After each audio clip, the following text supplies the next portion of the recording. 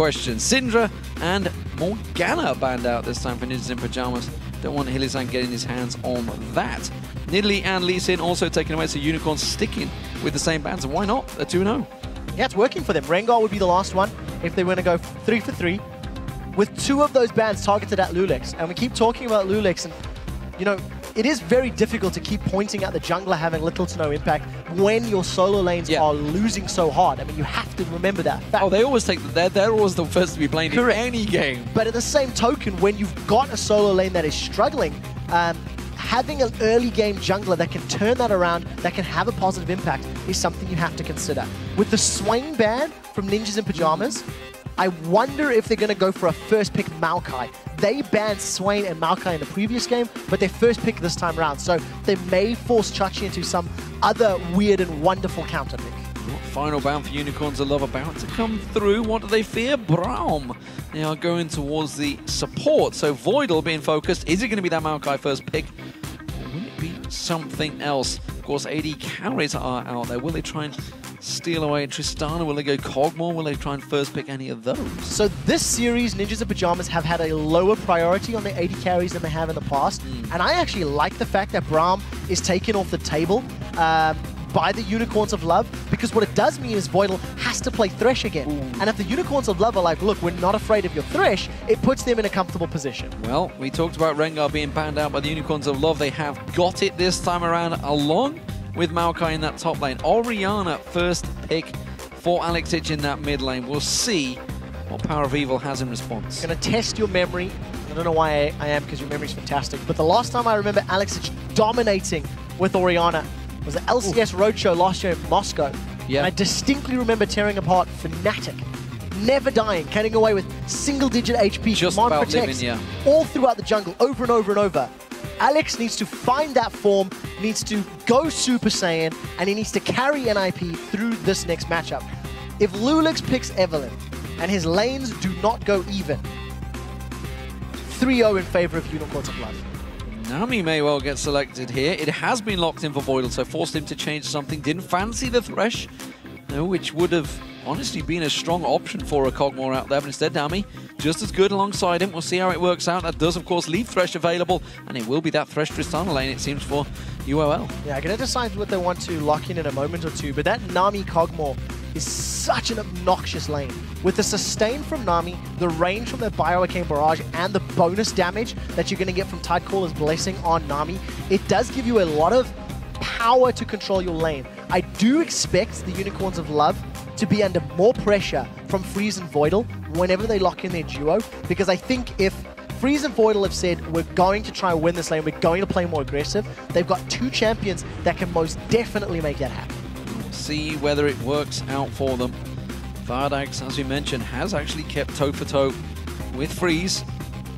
What's impressed me the most, honestly, you know, with the Unicorns of Love is while they have got ahead early, they've instantly grouped, they've instantly pushed objectives, they've finished the games very quickly. So often we'll see with challenger teams, it's like they're unsure exactly how to finish. With LCS teams. With LCS teams as well, yeah, absolutely. And it's certainly something, but this is a team that is playing without fear. They are a very young team, of course. They are all just ticking over to that 17 years of age, and if they can get into the LCS. So this is a big stage for them. I wonder if they're just, I mean, absolutely now they're going to play without complete pressure. The confidence is going to be incredibly high.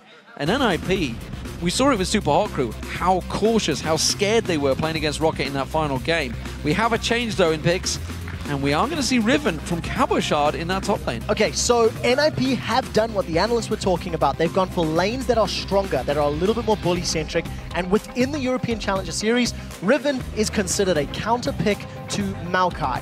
You can argue the merits of it, but it has worked at least 2 out of the last 3 times that I've seen it personally. Smitty is smitten with that champion. He will pick Riven into anything possible, and he's one of the loudest players when it comes to that option. So we'll see if NIP can get a strong laning advantage. In theory, if they do, Lulix will then have options to actually gank, as opposed to trying to save a lane. So we'll see. It's going to be very dependent on QuickShot, Alex, and Freeze to get themselves ahead. See how it works out. Final choice was Ari up against Alexic in that mid lane. This is the old classic, I think. This is going back to Season 2 World Championships, Orianna versus Ari. Yeah, I think it is. And for the Unicorns of Love, they do have a relatively strong front line with that Maokai and Rengar once he eventually gets there. But the Unicorns are all about singling out targets. They want Rengar and Maokai to dive onto somebody, have them instantly finished off by Tristana and Ari, and then clean up a fight. If they get caught in a straight-up 5v5, Evelynn, Riven, Orianna are going to be very, very scary. So this time around, it's going to be up to Unicorns of Love to find the right fights, find the right skirmishes, and not fall behind in that laning phase. Well, they've certainly found the fights in the past. We'll see if they can do it again. The players are getting ready for the third game, so tell us who you think will go home with the win. Send your tweets to @LOLesports with hashtag NIPwin or UOLwin. We'll see just how you voted in a moment. I'm pretty sure I know which way this vote's going to go now, because you guys absolutely will be hopping on that UOL bandwagon, surely. Yeah, I think so too. 67% of the vote went in favor of the Unicorns of Love, and I can't see why not. No. I mean, they have very confident play. You really, really hit the nail on the head that they are super decisive. They group up incredibly early. I mean, in the previous game, they took about 75% of the inner mid turret's tower damage at the 13th minute. Just from a kill in the mid lane, they got 2 or 3 champions and just pushed it down. It's very smart map play from the Unicorns. Well, here we go, ladies and gentlemen. We are about to get underway. Game 3 starting out. Ninjas in Pyjamas, they've got their hands on Orianna for Alex in that mid lane. We'll see if it works out for him. Personally, I am never convinced by Alex outside of an assassin. We'll see if this one does work out. As you mentioned, going back to Moscow, that was a long time ago. The start of the summer split in 2013. When we last saw Alex, of course, he has been playing heavily in the Challenger Series since then. Yeah. So, of course, may well have pulled out something special. But for me, Power of Evil has been doing some very special things in that mid lane and honestly made Alex look average. And we all know, of course, that he is not. Well, you talked about liking Alex on Assassins. It definitely didn't work for games 1 and 2 this series. So I do like the switch up. I do like the focus on stronger lanes here for NIP. And I think, I do just want to reiterate, it's up to the lanes of NIP to play aggressively and to put UOL on the defensive. The moment the Unicorns are playing defensively, it then allows Lulex to actually play Evelynn the way he wants to. Aggressively, maybe looking for dives, looking to punish UOL. But we'll see how the lanes do. Slight miscommunication by UOL. Double ward was placed at that red buff, so not exactly on point. We are seeing NIP being fairly aggressive up in this bottom lane. Freeze is pretty happy, giving it the charge of the Red Brigade, but I'm not too sure if it's going to work out for him. Hasn't got too many behind him. Busy chilling with that backpack in the bushes. That's it. Got himself a picnic in Voidal's in it at the moment. Throw out some of the dirt and rocks and see if he can put the rest of his team on his back. So, blue buff start, buddy system, QuickShot's not going to stick around. Lolex will take that one. Gilius, of course, on Rengar. See how that works out for him. Not seen too many successful Rengars in Europe over the last couple of weeks. We'll see whether Gilius has maybe found the formula to work here. Voidal caught out, death sentence straight away. Vardax immediately puts that explosive shot, gets the burn down on him. Freeze does react very well though. Alex Hitch charmed in the mid lane. Power of Evil taking that at level 1. Putting some pressure down, but not really a great deal of damage to start things off. No, you need to combo multiple spells to really make that charm work, but this is the matchup that I'm the most interested in. Riven versus Maokai. It's, you know, Riven is a champion that was particularly popular towards the end of last year, and even during Season 3 Worlds, but look at the damage on Chachi. Level 1, trying to go in there. QuickShot hits level 2. Chachi did level up, gave him a bit of a burst of hit points, but that's a warning sign already. A Riven can be very dangerous this early on. And of course, in the lanes that we are seeing for NIP, there is a lot of poke and a lot of pressure that can come down. QuickShot doing a fairly good start and definitely out-trading Chachi for the time being. We'll see how that carries on. It's a tricky trade because there's a lot of minions for QuickShot right now. Could they get themselves first blood this time around? Still no health pot used by QuickShot. Just starting to chug through the first one, has got his second in his pocket. Of course, Garen starting with that longsword, very aggressive start. Lolex going to pay a visit towards that top there, but Vizichachi, I feel, may well back away before he gets here. All 3 lanes for NIP are pushing against the Unicorns of Love's towers. So they finally pick lanes that do work in their favor. The question is, will the tower dive work? Lolex is considering going in. If Chachi takes the bait and goes aggressive onto QuickShot, that's going to be the signal to move in. Remember, there's not a lot of hit points for super tankiness yet. They're going into the tree. No, a little bit too much. He does manage to get a twisted advance in there. Lolex comes around. Now they might be able to get on towards him. Lolex going deep on this one. Has he got the burn? No, the red buff not enough to take him down. And a simple flash gets him to safety. Yeah, look how low Lolex went, though. He was down to 1 tower hit away, basically, from being taken out and losing those double buffs. So flash was secured from the dive onto Chachi, and Gilius actually isn't even going into lane to take that experience in gold because of the teleport, and that answers why. Two of us are like, oh, what are you doing, buddy? Yeah, he's been told, get your hands off my farm. Mine. So, bottom lane, Vardag's under pressure this time around. Freeze, maybe. Let's see if he's brought a big enough bag this time around. Maybe it's a super-sized effort because it may well be required. He has got himself a fairly decent CS advantage already. Good Aqua Prism caught out this time around. Vardag's taking some serious punishment, but again, not enough to trade back. And good reactions. Power of Evil also under pressure in this mid lane. Oh, lands another charm on Alex Hitch. Manages to get another burst of damage down on towards him. Fairly even between the two, but Lolex is going to pay a visit. Yeah, there's no ultimate for Power of Evil, so if he does get caught up by some burst... Oh, they're going in on Freeze! Freeze caught out this time, Flay in there. It's going to be a jump. Exhaust on towards Vardax. Is it enough, though? Exhaust on Freeze. He's running away. First blood comes down. Icathian surprise. Will he catch on towards Vardax instead? No, Voidal will catch on towards him. There's the Icathian, but Hillisang maybe able to finish this one off. He's going to have his Flay back off cooldown in a moment. Dodges down the Aqua Prison. Voidal's going to try and run away from this one. Can he get away? He will not. He's going to be one more hit going on him. Will it finish off? The supports are not enough. While that was all happening, of course, Lolex got in the mid lane and Power of Evil did die. So Alex Hitch finally gets himself a lead. 2 kills in favor of NIP. So Lolex managing to find a gank. And this is Power of Evil just being caught out of position. Straight outplay and a good gank. This time around, the early laning champion of Alex Hitch was able to make a play. Despite the fact that he wasn't overextended, he punished Power of Evil being too deep. And you've seen how much pressure Vardags and Hillisang were under. Because Freeze and Voidal have been in their face the entire time, they felt they needed to go hyper-aggressive to try and counterbalance the lane pressure they were under. They did get a kill, but obviously it was immediately balanced by the Decathlon surprise on the side of Freeze. QuickShot goes back, gets himself a little more health topped off. We did miss, actually, Vizichachi went all in on him, I believe, which is why he got taken so low. Gilius is nearby. I think Lolex will spot him, though. You can see him coming around there, so he's not going to go too deep on that one. He will back off.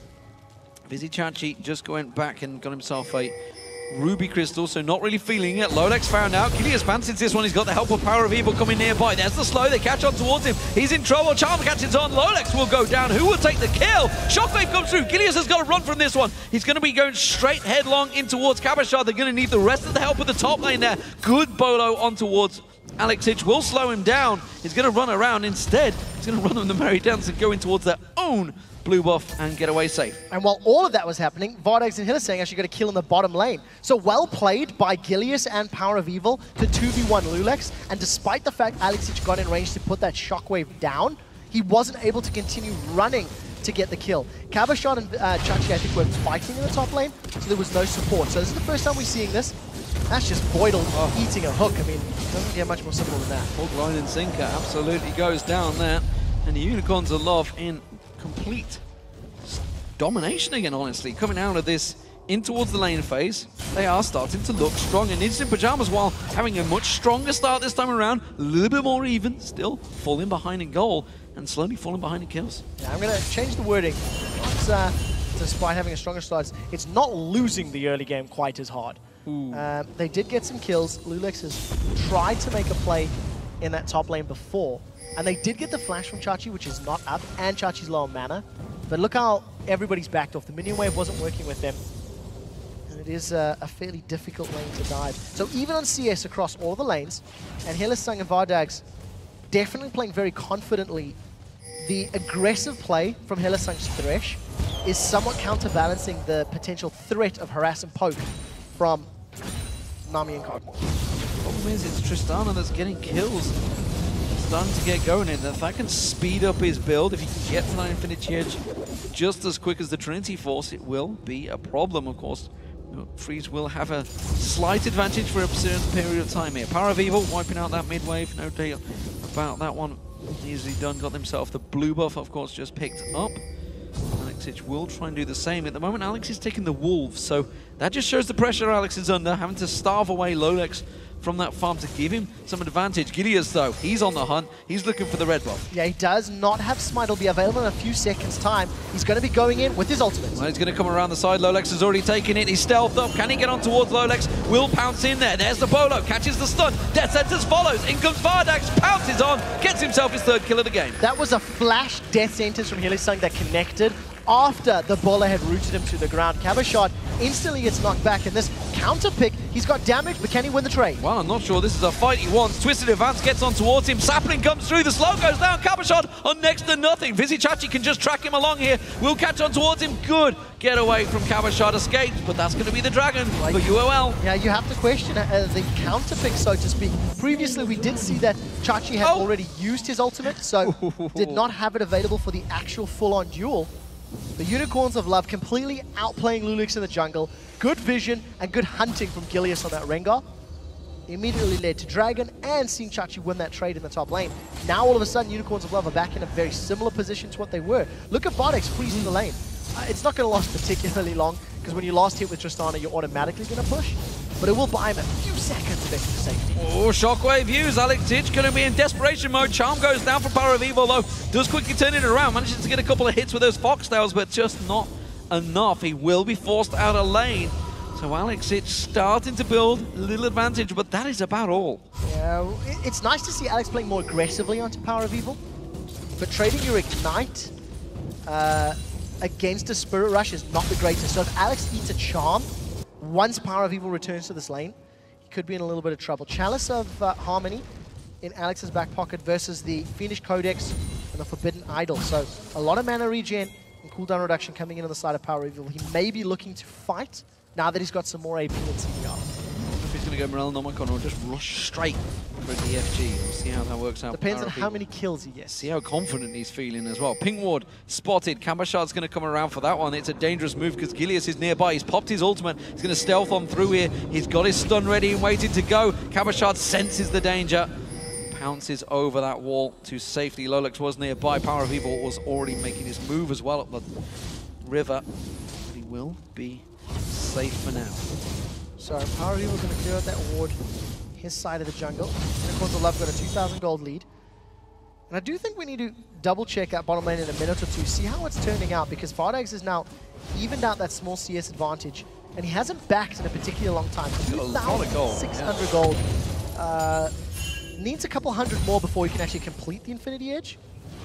But still, actually, he may have enough. My math isn't the greatest. Boydle shoots and hopes it doesn't go down. Yeah, it's not going to be followed through. Too close to the tower. QuickShot again, trying to go aggressive. Power of Evil's coming near. Lolex is nearby.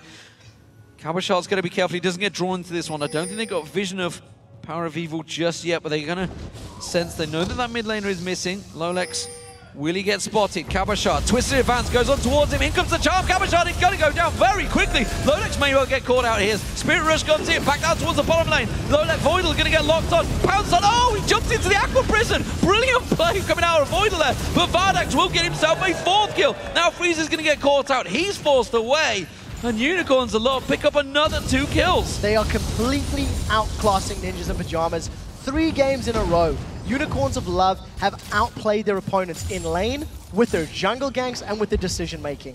Vardax has definitely got enough money for an Infinity Edge when he decides to back. Tower is going to get secured for Unicorns of Love in that top lane, and truthfully, I don't think there's very much that Ninjas and Pyjamas can do, because Unicorns of Love are everywhere. They're winning all of their lanes, and for the 3rd game in a row, they have completely controlled the opening stages of the match. Pressure on. Roaming working for Power of Evil, found his 1st kill, and returns to the mid lane. Tower did not go down.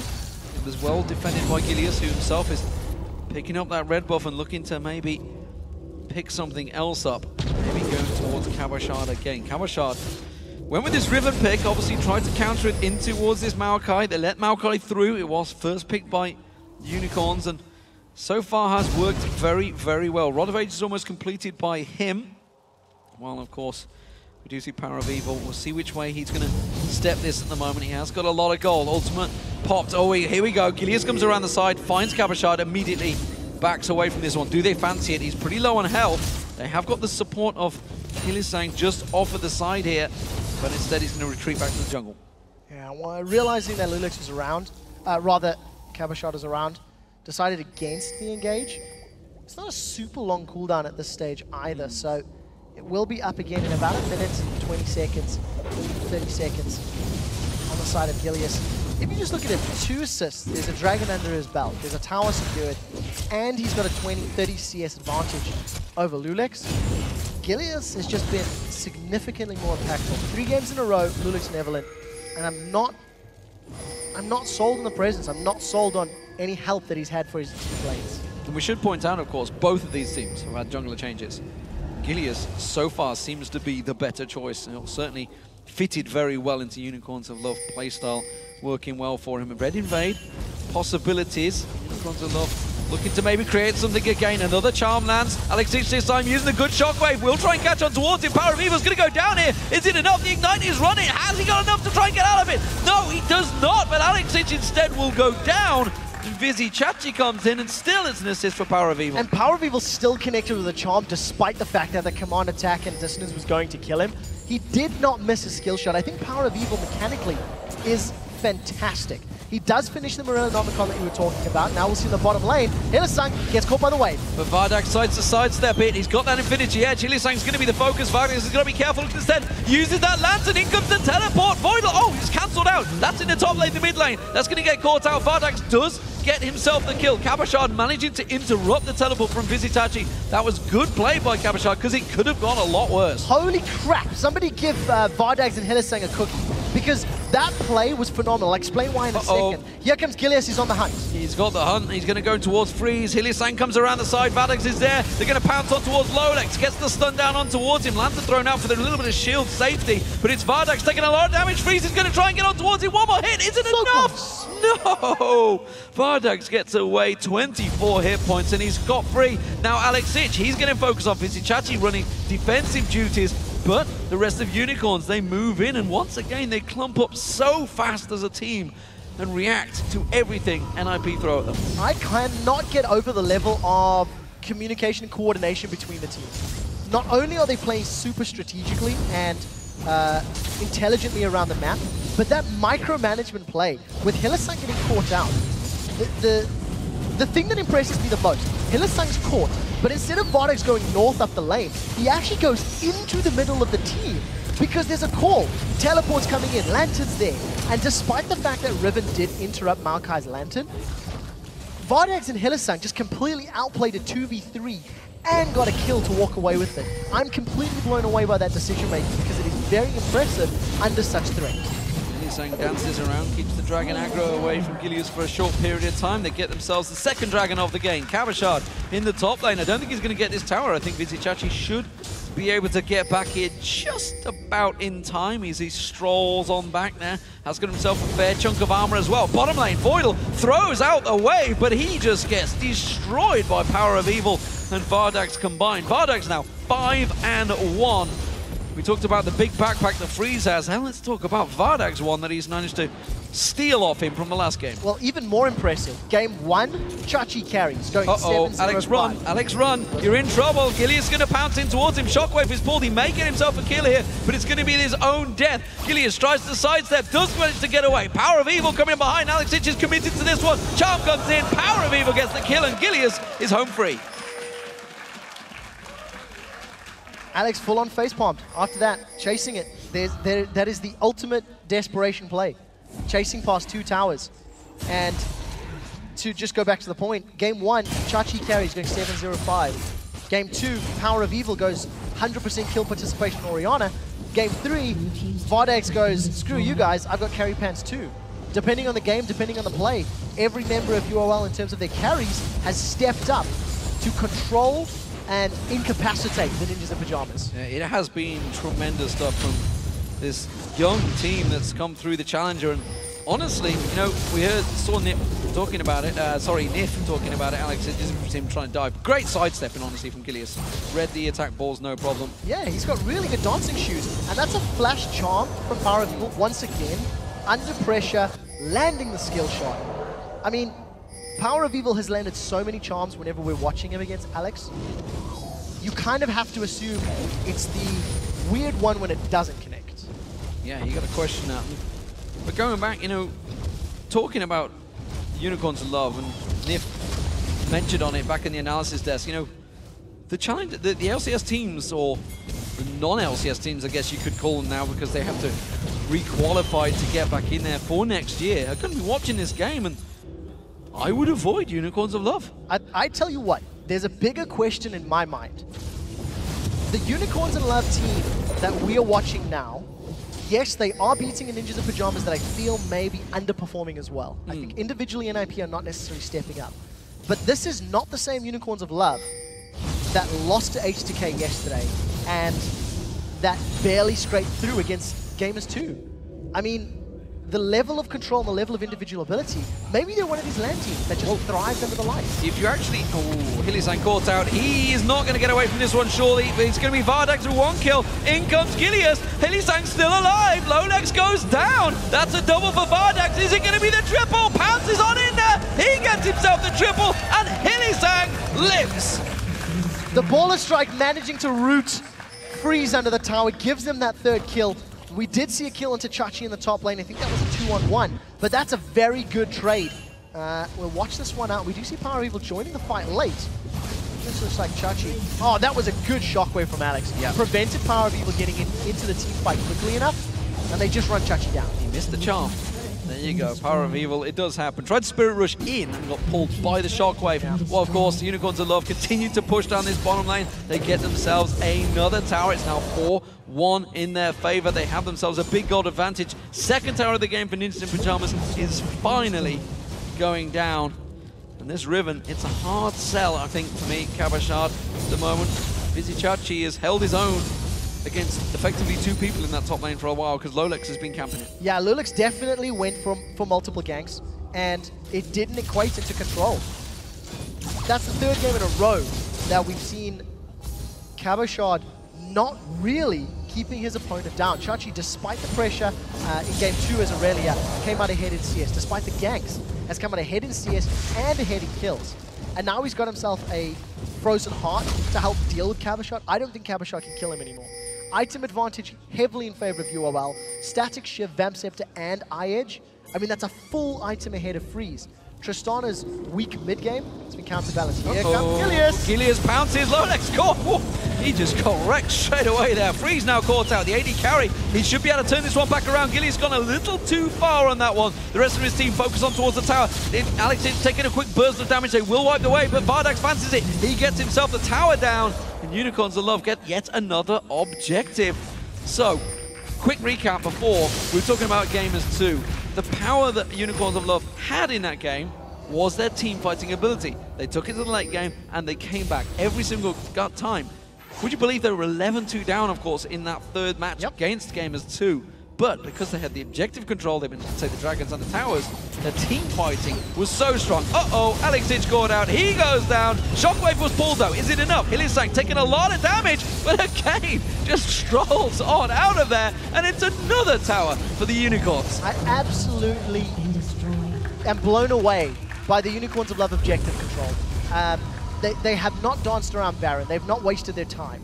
They have found ways to push minion waves and then push towers. If you look at the side lanes, the top lane was pushing to the inner turret. Unicorns of Love found a kill on Alex, then a tower. If you look at the bottom lane, minion wave is pushing towards inhibitor turret.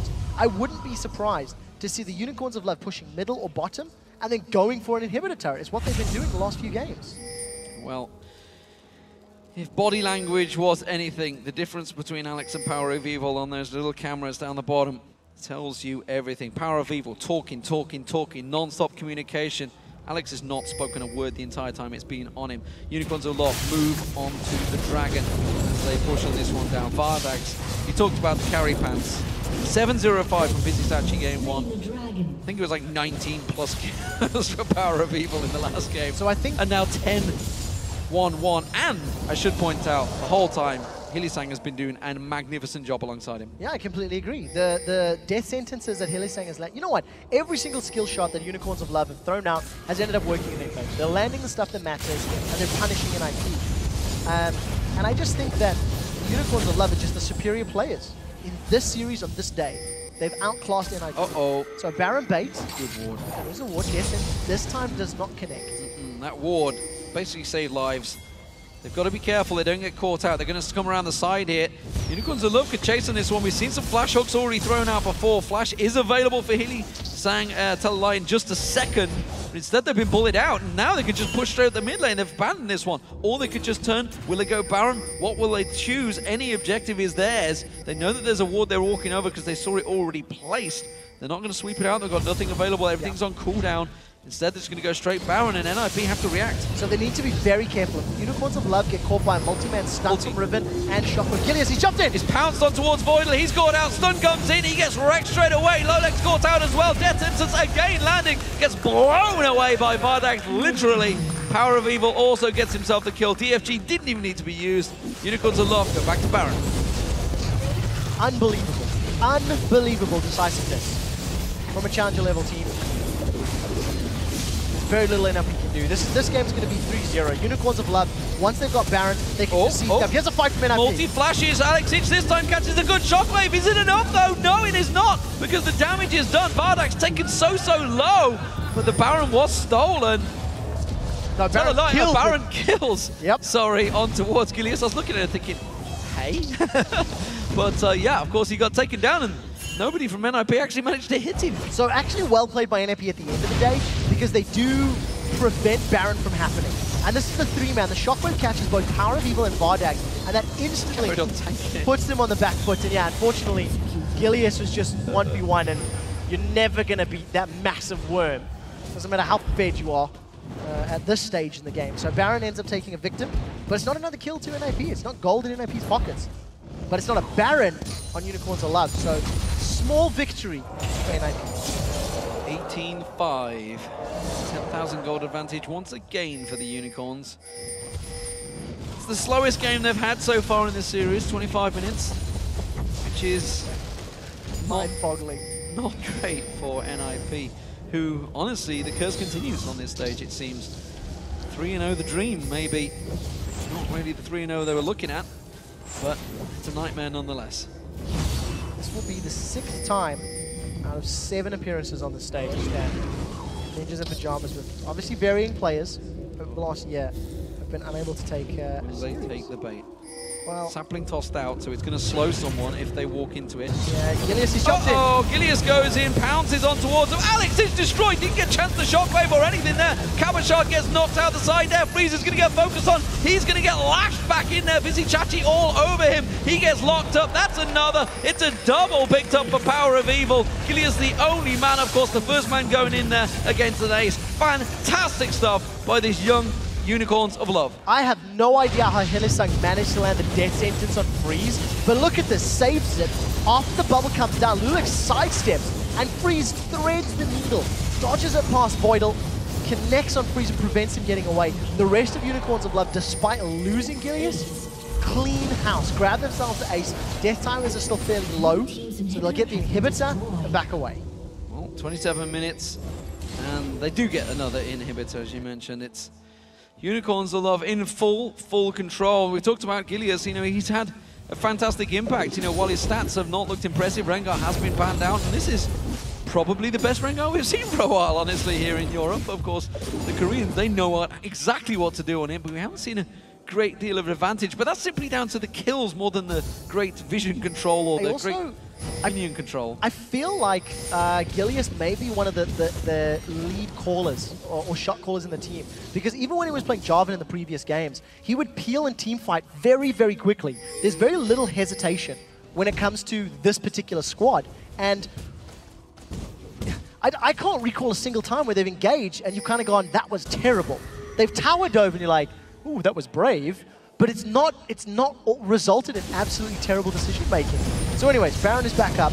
We'll see if they can appeal in team fight. I think that's going to be the plan. And there goes Gilius. They're going in again, and Gilius goes in again! And that's another kill. This time around, it's a good shockwave from Alex, but QuickShot is just wrecked in there. Riven simply does not have the hit points to be tanking in there. Lolex kill out. It's a double this time around for Vizitachi. And wow. Another cleanup crew from the Unicorns of Love. They're going to go back in. Baron is started off. Alex and Freeze are still alive. It's going to have to be something magical from them to prevent this one. Yeah, we'll see. I just think NIP were barking up their own tree that time round. Got caught out.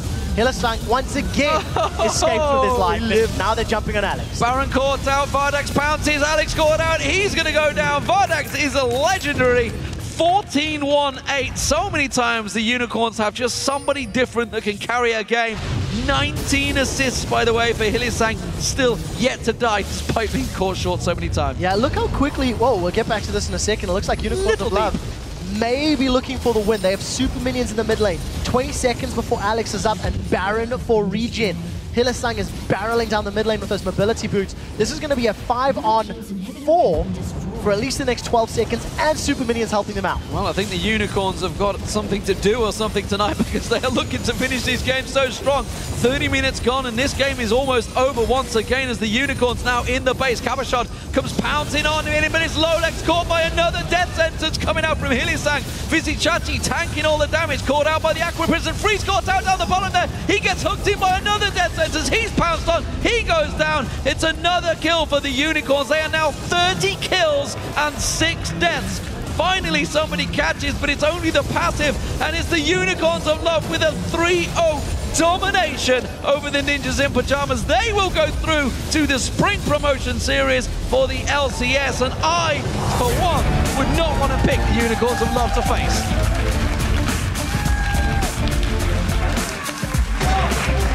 Definitely look excited, and rightfully so. There was no doubt who was the better team tonight. Solid stuff. We have a new celebration that we may well be seeing in the LCS. The Unicorns of Love. What a fantastic name, by the way. I want to give credit to that, because that would be a nice name to be casting in the LCS. So, nonetheless, 15-10, by the way, for Vardax in that final game. Another man, another star. It's a team full of carries. I completely agree. And I do think there's a little bit of an unsung hero in Gilius. I think all of his games, he was very decisive in his initiations and went down his job and went down his Rengar, and the rest of the team just cleaned up. You go to game 2, Vardax gets blown up by Alex and Power of Evil's like, what up, I don't care. He just took everybody out with Orianna. I'm very impressed, and I do think you do need to throw a tiny bit of salt into the victory, because NIP were underperforming. NIP really didn't show up. So Unicorns of Blood played fantastic, and NIP played a little lower than what we would have expected, so the gulf seemed much bigger. But I don't want to take anything away from them. They grouped, they pushed towers, they used Baron effectively. There's very little that you could sit and say, that wasn't very good. No, that was tremendous stuff. Yep. 0-0-22 for Hylissang as well. Big performance from him once again. Honestly, for me, Unicorns of Love look dangerous. You know, looking towards H2K, yes, strong team, but got the problems at the moment.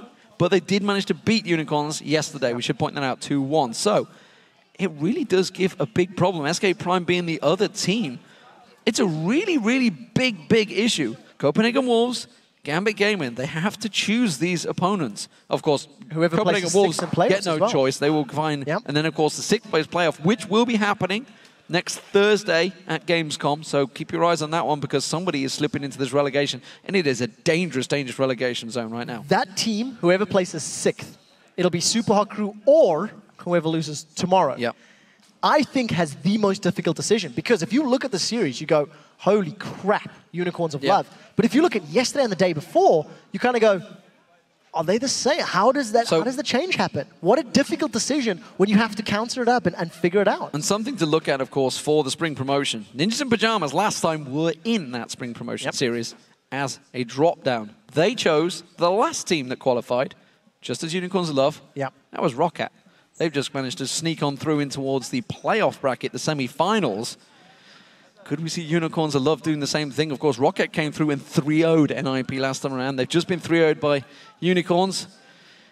I would not want to pick the mythical creatures. No, I sure as hell wouldn't.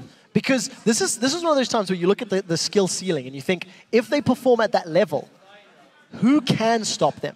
I don't want to put words in Nif's mouth, but he did say that this team impressed him, and he was actually saying, I would be a little nervous to face them. If I was in the promotion tournament and this was the team I was fighting against, he's basically like, look, that is a scary prospect. You compare the objective control and the decision-making from the Unicorns of Love in this game to every other Challenger team and Challenger game, and you go, this is just on another level. You can't even put them in the same category, because this is better than even a bunch of the LCS games that we've seen in the summer split. Not only the team coordination that's impressed me is the champion pool. They have played different champions. Top laner, 3 different champions as far as I recall. 3 different champions in the mid lane. Fantastic stuff. You know, jungler, he's already proven he can switch things up, and he makes it count. He doesn't only just sit and focus one lane, though. He goes in the middle. He goes in the top. He goes down the bottom. In fact, the bottom didn't need it. Nope. Bardags, you know, we were questioning him at the start. Can he compete with Freeze and Voidal? It's a big, strong, experienced lane. They did brilliant. They did, but keep in mind they did start badly in game 3, but that was immediately counterbalanced once Hylissang was just like, no, I'm not having any of this. Death sentence after death sentence after death sentence, and they simply outplayed Freeze and Voidal. Every single lane went in favor of Unicorns of Love. I think Ninjas in Pyjamas, they really need to figure out what's going wrong, because a lot happens every single time the pressure is on, and it is a difficult position to be in. Yeah, fantastic stuff. Unbelievable scenes, honestly. Unicorns of Love, once again, Ninjas in Pyjamas cannot take a victory here on the stage in the LCS Cologne studios. No, they really can't, but it's all about the Unicorns of Love. I'm very impressed with their play. I think individually they're very talented, mechanically they're very strong, strategically they're very strong. I just want to see them against more opponents to see whether this was a one-time event or whether they can continue doing this. Yeah, fantastic scenes. Ladies and gentlemen, let's go see what the winners have to say. Shox is on stage with the